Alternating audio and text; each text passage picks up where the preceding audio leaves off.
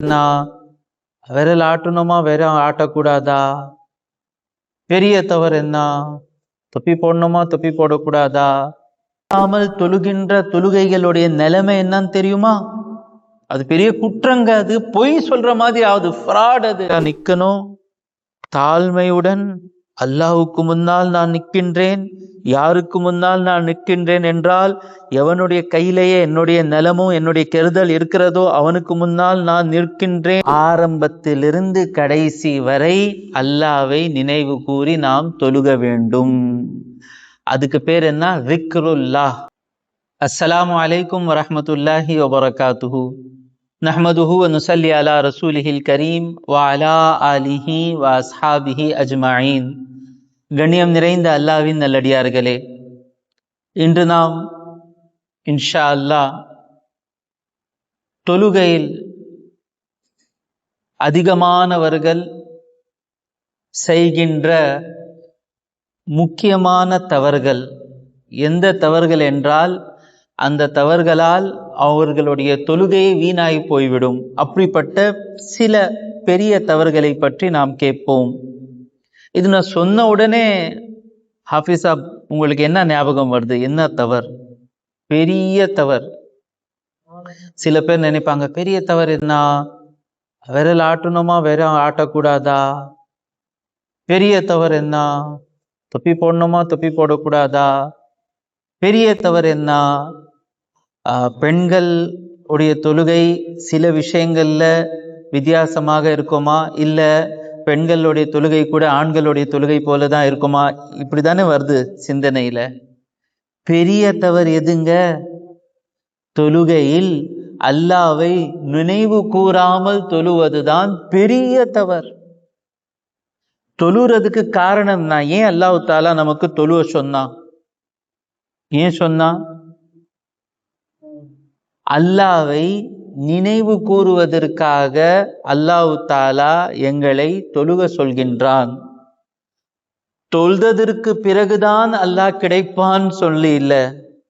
அல்லாஹ் கிடைத்து விட்டான், அல்லாஹ் என்னுடைய கடவுள், அல்லாஹ் என்னை படைத்து ஆள்பவன் என்று நம்பினதுக்கு பிறகுதான் தொழுகை ஆரம்பம் ஆகிறது.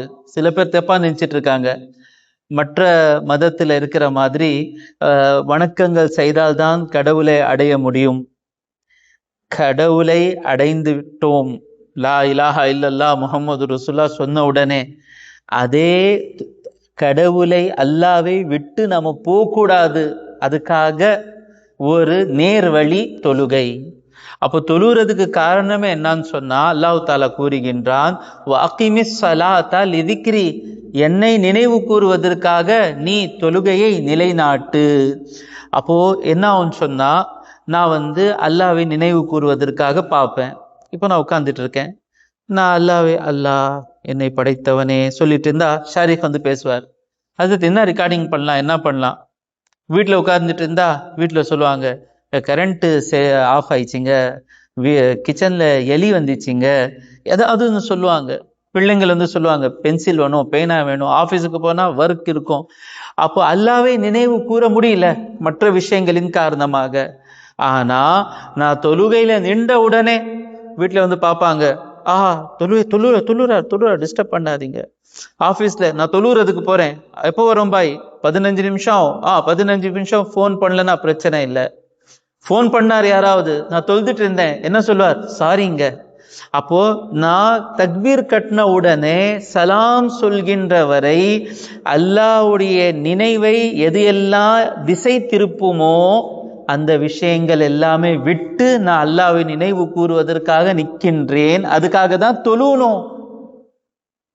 அப்போ தொழுவதற்கு முன்னால் அந்த ஆசை வரணும். அப்படி அல்லாஹ்வை நினைவு கூறாமல் தொழுகின்ற தொழுகைகளுடைய நிலைமை என்னன்னு தெரியுமா? அது பெரிய குற்றங்க. அது பொய் சொல்ற மாதிரி ஆகுது, ஃப்ராட். அது அல்லாஹ் நான் உனக்கு நினைவு கூறுவதற்காக தொழுறேன் என்று சொல்லிட்டு ஆரம்பத்திலிருந்து சலாம் சொல்கின்ற வரை ஒரு செகண்ட் கூட, ஒரு 10 செகண்ட் கூட அல்லாஹ்வை நினைவு கூறாமல் தொழுகின்றவர்கள் எத்தனை பேர்? எங்க இருக்காங்க? அல்லாஹ்வை நினைவு கூறாமல் தொழுகின்றவர்கள் எங்க இருக்கிறாங்க? ஹிமாலயா மலைக்கு மேல இருக்காங்களா, இல்ல தண்ணி கீழே இருக்காங்களா? நாம தான் அந்த குற்றவாளிகள். இப்போ தொழுது இருப்போம் ஃபஜர், நேற்று இஷா தொழுது இருப்போம். ஃபர்ஸ்ட் தொழுதோமா? தொழுதா கூட அந்த தொழுகையுடைய நிலைமை எப்படி இருந்துச்சு? இல்ல ஹசரத், அது என்ன அல்லாவை நினைவு கூர்ந்தாலும் சரி, நினைவு கூறாம தொழுதாலும் சரி, நான் தொழுதுட்டேன்ல எனக்கு சவாப் கிடைச்சிடும். கிடைக்காது. மாறாக அந்த தொழுகையின் காரணமாக, அல்லாவை நினைவு கூறாமல் தொழுத தொழுகையின் காரணமாக எனக்கு மறுமையில பெரிய தண்டனை கிடைக்கும். அல்லாஹ் தஆலா கூறுகின்றான், ஃபவைலுல் லில் முஸல்லீன், தொழுகின்றவர்களுக்கு வயல். வயலுன் வாவு யாலாம். வயலுடைய ஒரு அர்த்தம் என்ன? பெரிய மோசமான தண்டனை. இன்னொரு அர்த்தம் என்ன? நரகத்திலேயே, நரகத்துக்குள்ள ஒரு பள்ளத்தாக்கு இருக்கிறது, அதுலதான் கடுமையான வேதனை நடக்கும், தண்டனை நடக்கும். அப்படிப்பட்ட நரகத்தில் இருக்கிற இடத்துக்கு பேர் வயலுன். அப்போ தொழுகின்றவர்களுக்காக வயல் இருக்கிறது, பெரிய கேடு இருக்கிறது, பெரிய தண்டனை இருக்கிறது, மோசமான நரகம் இருக்கிறது. எந்த சூறால இருக்குது? أرأيت الذي يكذب بالدين فذلك الذي يدع اليتيم ولا يحض على طعام المسكين فويل للمصلين. தொழுகிறவங்க எல்லாத்துக்குமா? அல்லதீனா, எத்தகையவர்கள் என்றால், ஹும் ஃபீ ஸலாத்திஹிம் சாஹூன், எவர்கள் தன்னுடைய தொழுகையில் மறந்து இருப்பார்களோ, அல்லாவை மறந்து தொழுகின்றார்களோ, அவர்களுக்கு அவர்களுடைய தொழுகை சொர்க்கத்தில் கொண்டு செல்லாது. மாறாக அவருக்கு அவருடைய தொழுகையின் காரணமாக நரகத்தில பெரிய வேதனைக்கு ஆளாகுவார்கள். புரிஞ்சிச்சா? ஒரு அர்த்தம் என்ன? அல்லதீனஹும் அன் ஸலாத்திஹிம் சாஹூன் சொன்னா தொழுகையே மறந்து இருப்பாங்க. இஷா வரப்போது, இஷா வந்ததே அவருக்கு ஞாபகம் இருக்காது. அப்படிப்பட்ட தொழுகின்றவர்கள். ஆடி அமாவாசைக்கு யார் எதுவுமே இல்லை, ரம்ஜான்ல எல்லாமே பள்ளிவாசலுக்கு போறாங்களா? நானும் பள்ளிவாசலுக்கு போயிடுறேன், ஃபஜருக்கு கரெக்டா போயிடுறேன். வெள்ளிக்கிழமை எல்லாமே பள்ளிவாசலுக்கு போறாங்களா? நானும் போயிடுறேன். ரமதான்ல இரவுல 2 மணிக்கு கூட்டம் ஃபுல்லா, இது என்ன திருவிழாவா? இது கியாமுல் லைல், நைட்டு ஃபுல்லா தொழுகை. 3 நாள்ல ஒரு குர்ஆன் கேட்கிறாங்க. அப்ப ஷவ்வால் முடிந்த உடனே ஃபஜர் வந்துச்சே, ஃபஜர் வந்தது கூட ஞாபகம் இல்லை, மறந்துட்டாங்க. அந்த அர்த்தமும் இருக்கு. அவங்களுக்கும் வயல் தான். இவர் கரெக்டா தொழுறாரு, ஆனா தொழுற நேரத்துல அல்லாவை மறந்து தொழுறாரே, அவருக்கு கேடு இருக்கிறது. ஸல்லல்லாஹு அலைஹி வஸல்லம் அவர்கள் சொல்கிறார்கள், இப்னு ஹிப்பான்ல பதிவு செய்யப்பட்ட ஹதீஸ், மற்ற ஹதீஸுடைய கிதாப்கள்ல கூட இருக்கிறது, எந்த அளவுக்கு உங்களுக்கு அல்லாஹ்வுடைய சிந்தனை தொழுகையில இருக்கிறதோ அந்த அளவுக்கு தான் உங்களுடைய தொழுகை ஏற்றுக்கொள்ளப்படும். 10ல் 1 பங்கு அல்லாஹ்வை நினைவு கூறினீர்கள் என்றால் அந்த அளவுக்கு தான் தொழுகை ஏற்றுக்கொள்ளப்படும், மற்றபடி ஏற்றுக்கொள்ளப்படாது. அது மட்டும் இல்லைங்க, ஸல்லல்லாஹு அலைஹி வஸல்லம் அவர்கள் சொல்கிறார்கள், அல்லாஹும்ம ஸல்லி அலா சய்யிதினா முஹம்மதின் வ அலா அலி சய்யிதினா முஹம்மதின் வ பாரிக் வஸல்லிம். முஸ்னது அஹ்மத் பின் ஹம்பல்ல பதிவு செய்யப்பட்ட ஹதீஸ். மார்க்க கல்வி படிக்கவே மாட்டாங்க, புகாரி முஸ்லிம் தான் தெரியும், மற்ற கிதாப்களும் தெரியாது. அந்த புகாரி முஸ்லிமுடைய உஸ்தாத் அஹ்மத் பின் ஹம்பல் அதுவும் தெரியாது. அப்படிப்பட்ட சில பேர் இருக்காங்க. அல்லாஹு அக்பர், தான் ரொம்ப கஷ்டம். ஓரளவுக்கு மார்க்கம் தெரிஞ்சவன்ட்ட பேசுறது எளிதாக இருக்கும். மார்க்கமே தெரியலன்னு சொல்லி தெரியல, இது 2வது பிரச்சனை.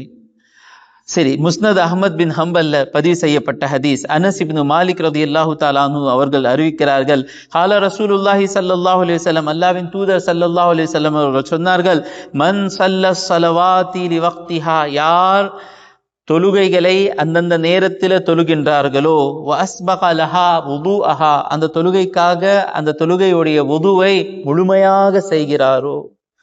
வுது இன்ஷா அல்லாஹ் நான் சொல்றேன், தொழுகையில எப்படி நம்முடைய சிந்தனை தொழுகையில கொண்டு வரணும், இன்ஷா அல்லாஹ் முடிந்த அளவுக்கு நான் சொல்றேன். வஅதம்ம லஹா கியாமஹா, சரியான முறையில நிற்கிறாரு. வஹுஷூஅஹா, தாழ்மையாக நிற்கிறாரு. வருகூஅஹா, சரியான முறையில ருக்கு செய்யறாரு. வசுஜூதஹா, சரியான முறையில சஜ்தா செய்யறாரு. அப்படி ஒண்ணு சரியா வுது செய்யணும், கரெக்டா நிக்கணும், தாழ்மையுடன் அல்லாஹ்வுக்கு முன்னால் நான் நிற்கின்றேன். யாருக்கு முன்னால் நான் நிற்கின்றேன் என்றால், எவனுடைய கையிலேயே என்னுடைய நிலமும் என்னுடைய கெடுதல் இருக்கிறதோ அவனுக்கு முன்னால் நான் நிற்கின்றேன் நினைத்தால்தான் தாழ்மை ஹுஷு என்று வரும்.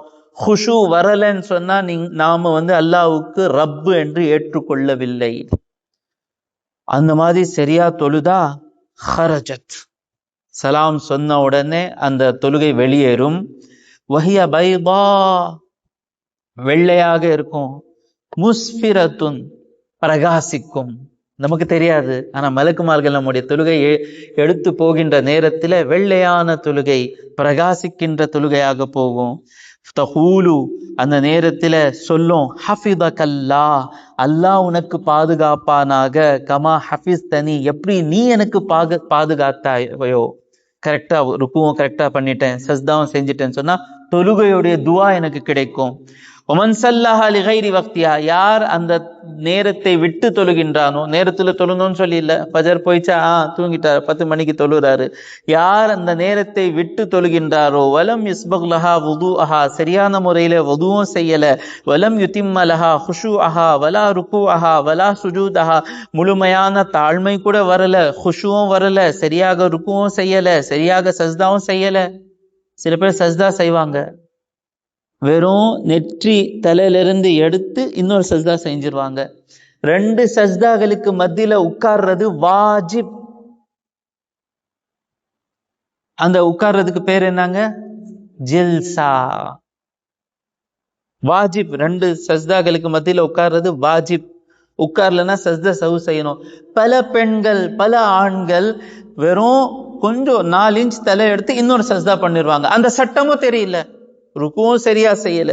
ருக்குல கூட ருக்கு செய்தால் ஆண்களுக்கு முதுகு எப்படி இருக்கணும்னு சொன்னா, அதுல ஏதாவது ஒரு பொருளை வைத்தா சரியாக இருக்கணும்.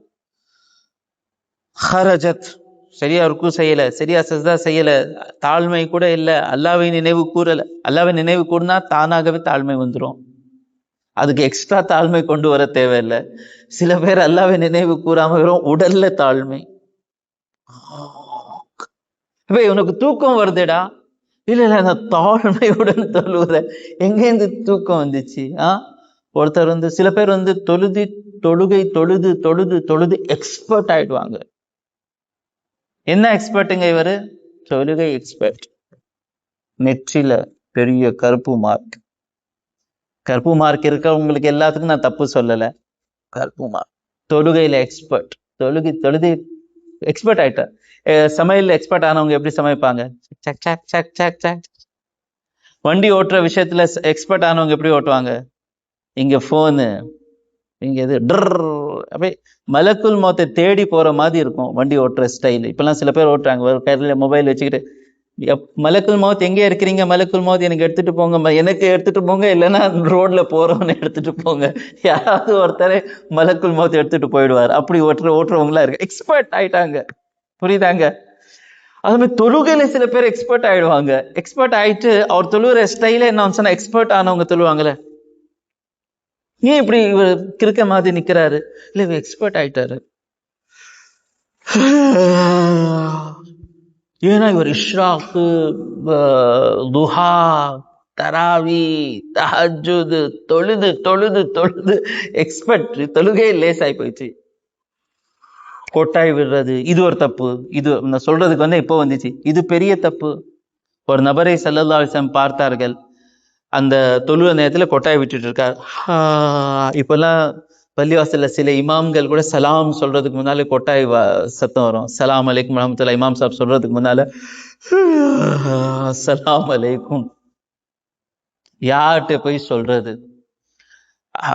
அப்ப ஸல்லல்லாஹு அலைஹி வஸல்லம் சொன்னாங்க, இவனுடைய உள்ளத்துல அல்லாஹ்வுடைய அச்சம் இருந்தால் இந்த தொழுகிற நேரத்துல இந்த கொட்டாய் வராது, வரவே வராது. கொஞ்சம் கூட இறை அச்சம் இருந்தால், அல்லாஹ்வுடைய சிந்தனை இருந்தால் வரவே வராது. இது வரைக்கும் நம்ம போனோம். அப்ப அந்த மாதிரி தொழுதால் ஹரஜத், இந்த தொழுகை வெளியேறும்.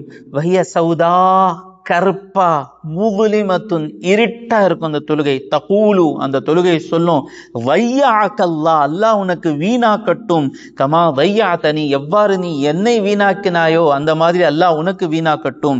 ஹத்தா இதா கானத் ஹைது ஷாஅத் எது வரைக்கும் போனோமோ அந்த அளவுக்கு போனது பிறகு லுஃபத் சுரட்டப்படும். கமா யுலஃபு சௌபு எப்படி ஒரு துணி உருட்டப்படுமோ அந்த மாதிரி அந்த தொழுகை உருட்டப்படும். அல் ஹலகா கிழிஞ்சு போன துணி உருட்ட போல மாதிரி. சும்மா துரிபா பிஹா வஜ்ஹஹு அவனுடைய முகத்தின் மீது வீசப்படும். அந்த சில மகானுங்க சொல்றாங்க, பெரியவங்க, அந்த ஏற்றுக்கொள்ளப்படாத தொழுகைகள் முகத்தின் மீது வீசப்படுது பாருங்க, அதனுடைய அடையாளம் முகத்தில இருக்கிற பிரகாசம், ஈமானுடைய பிரகாசத்தை நீக்கிறோம். யார் அல்லாஹுக்காக தொழுகின்றார்களோ அவங்களுடைய தொழுகையும் பிரகாசிக்கும், அவங்களுடைய முகங்களும் பிரகாசிக்கும். அப்போ நம்முடைய முயற்சி என்ன இருக்கணும்? ஆரம்பத்திலிருந்து கடைசி வரை அல்லாவை நினைவு கூறி நாம் தொழுக வேண்டும். அதுக்கு பேர் என்ன? விக்ருல்லாஹ், அல்லாவை நினைவு கூறுவது. இன்ஷா அல்லாஹ் அது பெரிய கடலுங்க. ஆரம்பமா இன்னைக்கு தொழுவ போறோம், இன்ஷா அல்லாஹ் ஜும்மா தொழுவ போறோம், பெண்கள் தொழுவ போறாங்க. தொழுகின்ற நேரத்தில் சரி அல்லாவை நான் நினைவு கூறணும், எப்படி நினைவு கூறணும் அப்படி நினைவு கூற முடியாவிட்டாலும் மற்ற சிந்தனை இல்லாம நான் தொழுவேன். அல்ஹம்துலில்லாஹி ரப்பில் ஆலமீன் நான் ஓதுறதை எல்லாம் கேட்கின்றான். அர் ரஹ்மான் இர் ரஹீம் மாலிகி யௌமித்தீன் சிந்தனை கொண்டு வந்துட்டே இருக்கணும், சிந்தனை கொண்டு வந்துட்டே இருக்கணும், சிந்தனை கொண்டு வந்துட்டே இருக்கணும். இவ்வாறு செய்த பலர் அல்ஹம்துலில்லாஹ் பலர் இருக்கிறார்கள். ஆரம்பத்திலிருந்து கடைசி வரைக்கும் அவங்களுடைய சிந்தனை எங்கேயும் போகாம தொழுகின்ற பலர் இருக்கிறாங்க. அவங்க இன்னும் அந்த மாரிஃபத்தை அடையவில்லை. ஆனா அல்லாவை நினைவு கூறாம மற்ற விஷயங்களை நினைவு கூறுகின்ற பாவத்திலிருந்து தப்பிக்கின்றார்கள். அல்லாஹ்வுடைய நினைவு வரணும்னு சொன்னா முதலில் ஈமான் இருக்கணும். ஈமான் என்ன? அந்த ஆரம்பம் எங்கே ஆகும் தெரியுமா? அல்லாவை நினைவு கூறுதான் தொழுக வேண்டும்.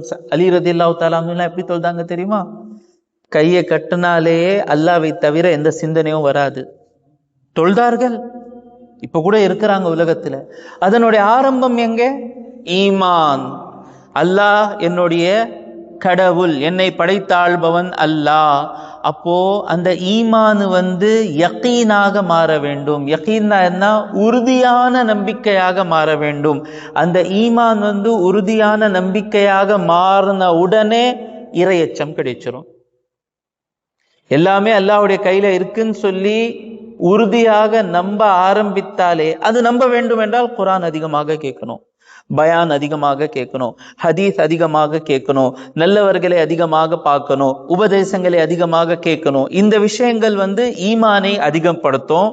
ஈமான் அதிகமா வல்லதீன இன்னமல் மூமினூன அல்லாஹு இதா ذுக்கிரத் வஜிலத் குலூபுஹும் மூமின்கள் யாரு அல்லாஹ்வை நினைவு கூர்ந்தால் அவங்களுடைய உள்ளங்கள் என்ன நடங்கும், அவங்களுடைய நடங்கும். அப்போ ஈமான் அதிகப்படுத்தணும், நிறைய பயான் கேட்கணும், குர்ஆன் கேட்கணும், உபதேசங்கள் கேட்கணும். அது உறுதியாக நம்பிக்கையாக மாறிவிட்டால், யகீனாக மாறிவிட்டால் இறையச்சம் கிடைச்சிரும். இறையச்சம் வந்தாலேயே அல்லாஹ்வுடைய திக்ர் வந்துடும். இது இன்ஷா அல்லாஹ் இன்னிலிருந்து ஆரம்பிக்கலாம். இன்ஷா அல்லாஹ் அல்லாஹ் எனக்கு நீண்ட ஆயுள் கொடுத்தா இதை பற்றி பேசி பேசி ஒரு காலத்துல நாம இன்ஷா அல்லாஹ் தொழுதால் அல்லாஹ்வுடைய சிந்தனையில இன்ஷா அல்லாஹ் நாம தொழுவோம். இப்படிதான் தொழுக வேண்டுங்க.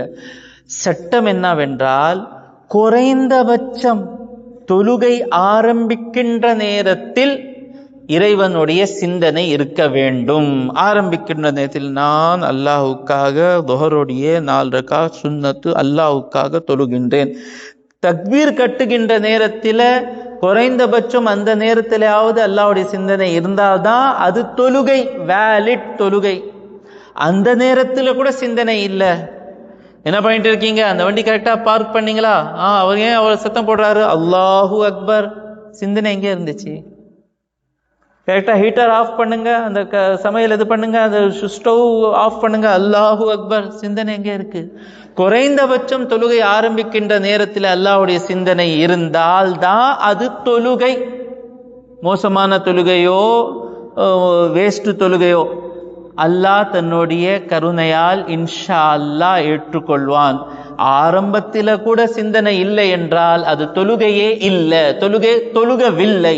இந்த சட்டம் தெரிந்து கொள்ளுங்கள், பிள்ளைங்களுக்கு சொல்லுங்க. குறைந்தபட்சம் ஆரம்பத்திலேயாவது அல்லாஹ்வுடைய சிந்தனை இருக்க வேண்டும். இது நாம செய்கின்ற முதல் பெரிய தவறு.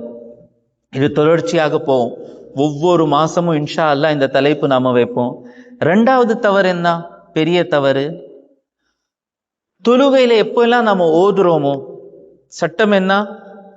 தனியாக தொழுதால் சனா ஓதுனோம், அவுது பில்லா, பிஸ்மில்லா, சூர ஃபாத்தியா, துணை சூரா, தஸ்பீ, சுப்ஹான ரப்பியல் அதீம், சுப்ஹான ரப்பியல் அலா, அத்தஹியாத் எல்லாமே ஓதுறோம்.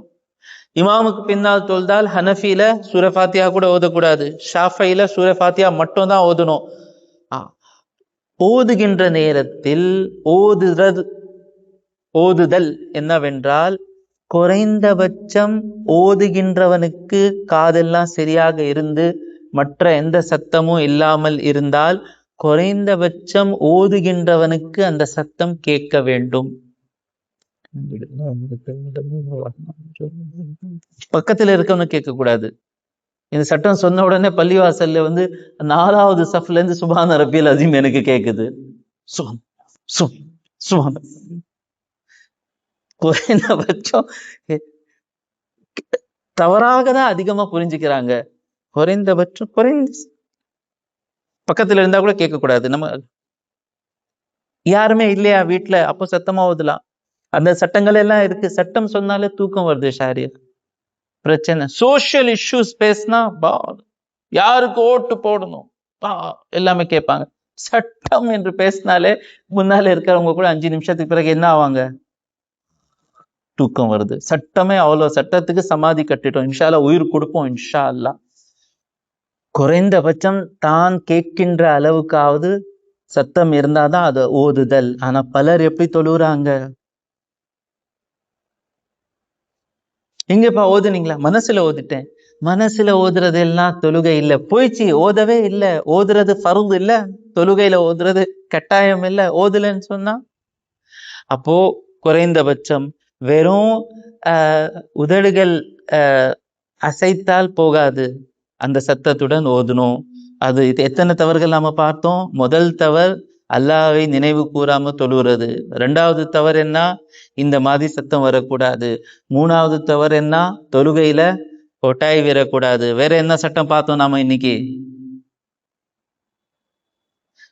சஜ்தா செய்கின்ற நேரத்துல 2 சஜ்தாக்களுக்கு மத்தியில உட்காராம கொஞ்சம் தலை எடுத்து இன்னொரு தலை வைக்கிறது. இந்த தவறும் நாம செய்யக்கூடாது. இன்ஷா அல்லாஹ் வருகின்ற காலங்களில் இதே தலைப்பு வேணும் என்றால் கமெண்ட்ல சொல்லுங்க. நான் எப்படி பிளான் பண்ணியிருக்கோன்னு சொன்னா, ஒரு வாரம் நாம ஈமானி முஃபஸ்ஸலுடைய தொடர்ச்சி கேட்போம். கபருடைய வேதனை எல்லாம் கேட்டோமே. 2வது வாரம் 2வது ஜும்மா இன்ஷா அல்லாஹ் சட்டங்களை கேட்போம். இது சட்டங்களை சேர்ந்தது. ஒரு வாரம் இஸ்லாத்தில் இருக்கிற பெரியவங்க நல்லவங்களை பற்றி, சஹாபா பெருமக்களை பற்றி கேட்போம். இன்னொரு வாரம் நம்ம நல்ல பண்புகளை பற்றி கேட்போம். அதே போல அடிப்படை விஷயங்கள், ஒருவர் உண்மையான மூமினாக இருப்பதற்கு எதெல்லாம் தேவையோ முடிந்த அளவுக்கு நாம் சொல்லுவோம், கேட்போம். எதை நாம் கேட்டோமோ அதன் மீது அமல் செய்வதற்கு வல்ல ரஹ்மான் தௌஃபீக் கொடுப்பானாக. வாஃபிரு தாவானா அனில் ஹம்துலில்லாஹி ரப்பில் ஆலமீன்.